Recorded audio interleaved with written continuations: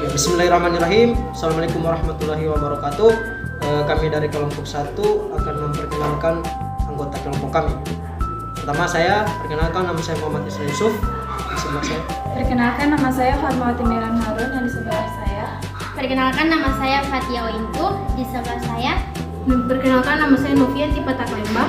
Silakan simak video penjelasan dari kami.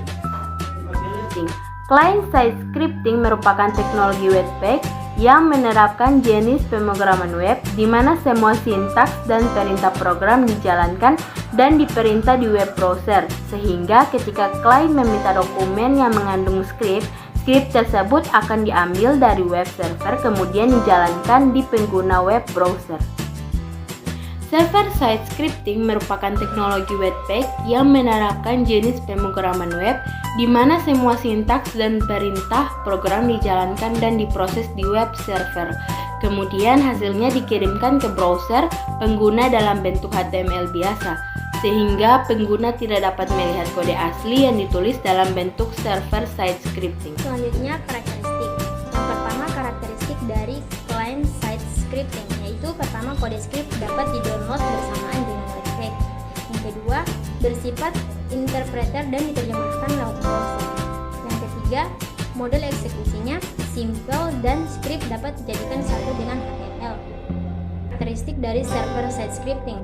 Yang pertama, client meminta script ke server. Yang kedua, proses eksekusi script dilakukan di web server. Yang ketiga, hasil scripting akan dikirimkan ke browser client. Selanjutnya, contoh dari client-side scripting. Yang pertama, JavaScript. Yang kedua, Ajax. Yang ketiga, jQuery. Yang keempat, Adobe Player atau Flash. Yang kelima, Microsoft Silverlight. Yang keenam, HTML5 dan CSS3. Selanjutnya contoh dari server-side scripting. Yang pertama, Active Server Page. Yang kedua, C++ Server Page. Yang ketiga, JSP. Yang keempat, PHP. Cara kerja, kelebihan, dan kekurangan client-side scripting. Cara kerjanya yaitu pengunjung web mengklik salah satu link dari sebuah website dan browser yang digunakan akan membaca perintah dari pengunjung tersebut untuk memanggil alamat web yang dituju. Selanjutnya, browser akan mengalihkan ke halaman yang dituju oleh pengunjung web tadi. Nah, kekurangan client-side scripting yang pertama yaitu harus memiliki browser untuk menjalankan script. Yang kedua, script bisa dikopas oleh orang lain. Yang ketiga, keamanan script yang dijalankan tidak aman. Yang keempat, rentan terhadap serangan hacker bahkan hacker. Kelebihan client-side scripting yang pertama adalah alat yang digunakan untuk menjalankan script hanya web browser. Yang kedua, eksekusi script lebih cepat. Yang ketiga, tidak membebani kinerja server. Saya akan menjelaskan tentang server-side scripting. Jika kita melakukan interaksi dengan halaman web, maka browser akan mengirimkan perintah ke server.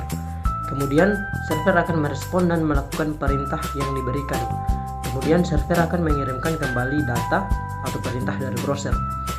Dan browser akan menampilkan data tersebut ke klien. Kelebihan server-side scripting yaitu data lebih aman, susah untuk ditiru karena script dijalankan di server, lapisan keamanan berlapis-lapis, dan kekurangannya itu memerlukan server untuk menjalankannya, menambah beban kerja server, agak lambat jika dibandingkan dengan client-side scripting karena script diterjemahkan di server kemudian ditampilkan ke browser.